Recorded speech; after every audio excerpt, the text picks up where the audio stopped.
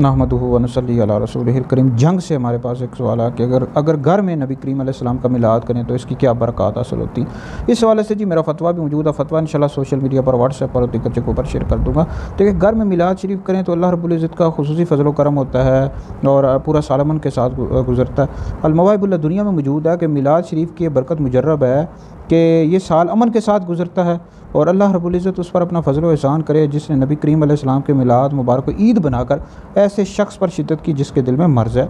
तो लिहाजा यह है कि मिलाद शरीफ घर में भी करना चाहिए, लेकिन याद रखिए मिलाद शरीफ का मतलब यह है कि ये नहीं है कि पूरे मोहल्ले वालों को या गाँव वालों को इकट्ठा करके मिलाद करें। अब कई लोगों के पास इस्तिताअत तौफीक नहीं होती और वो उधार लेकर मिलाद कर रहे होते हैं, लोगों को दिखावे करते हैं, दिखावे के लिए कर रहे होते हैं। इस तरह नहीं करना चाहिए।